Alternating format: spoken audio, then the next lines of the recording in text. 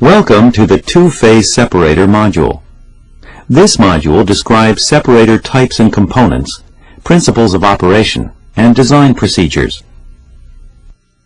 Produced well fluids typically consist of varying amounts of oil, water, gas, and sediment.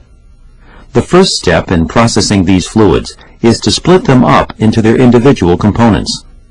This generally takes place at some type of separator.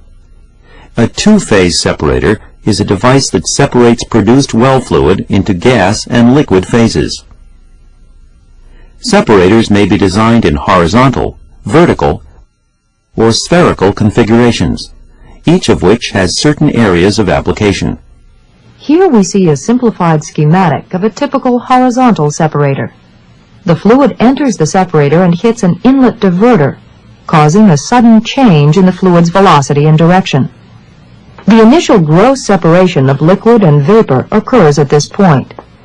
The force of gravity causes the heavier liquid droplets to fall out of the gas stream to the bottom of the vessel, where the liquid is collected. This liquid collection section holds the liquid during the appropriate retention time required to let dissolved gas evolve out of the oil and rise to the vapor space. The separated liquid then leaves the vessel through the liquid dump valve, which is regulated by a level controller. The level controller senses changes in liquid level and controls the dump valve accordingly. As the gas flows through this section, small drops of liquid, which were entrained in the gas and not separated by the inlet diverter, are separated out by gravity and fall to the gas-liquid interface. Some of the drops are of such small diameter that they are not easily separated in the gravity settling section. However, before the gas leaves the vessel, it passes through a coalescing section or mist eliminator and cause them to fall into the liquid collection section. In a vertical separator, fluid enters the vessel through a side inlet. An inlet diverter provides the initial gross separation, then leaves the vessel after passing through a mist extractor. The liquid leaves the vessel through the liquid dump valve, which is regulated by a level controller. Spherical separators typically contain the same elements that are found in vertical separators, and, in fact, are considered a special type of vertical separator. Selection of a separator type is based primarily on gas handling requirements and space availability. Horizontal separators are normally more efficient than vertical separators in handling large gas volumes, but not as efficient at handling solids. They also require more space than vertical separators. Vertical separators, on the other hand, have good solids handling capabilities. They require far less space than horizontal separators and have much better liquid surge capacity, but they are also more difficult to service. Spherical separators are efficient pressure containers, but they have very limited liquid surge capacity and can be difficult to fabricate. For these reasons, they are not commonly used. All separator types have in common certain internal vessel components. Inlet diverters provide the initial gross separation by changing the flow direction as fluid enters the vessel.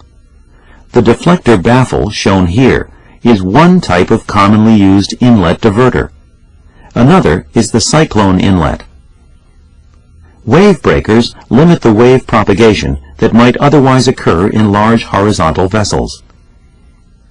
Defoaming plates reduce foaming at the gas-liquid interface, which tends to occur when gas bubbles are liberated from the liquid.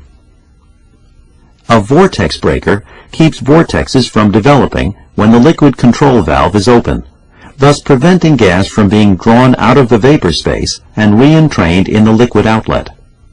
Mist eliminators coalesce and collect small liquid drops from separated gas before the gas leaves the vessel. Operating problems can occur with any separator configuration, including foaming crude, paraffin buildup, sand accumulation, formation of emulsions, liquid carryover, or gas blow-by. Proper design and sizing of separators is the best way to avoid these problems.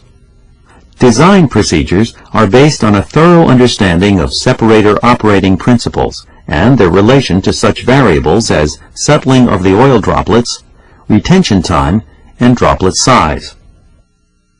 The text that accompanies this presentation contains formulas for designing a two-phase separator, together with guidelines and step-by-step procedures for vessel sizing and selection. The text also has tables listing the maximum allowable working pressures for various vessel diameters, along with example exercises and solutions. After viewing this introductory video, please follow the sequence outlined here. First, read the process explanation. Then, review the equipment description. Next, study the design theory and procedure. Finally, work through the design examples.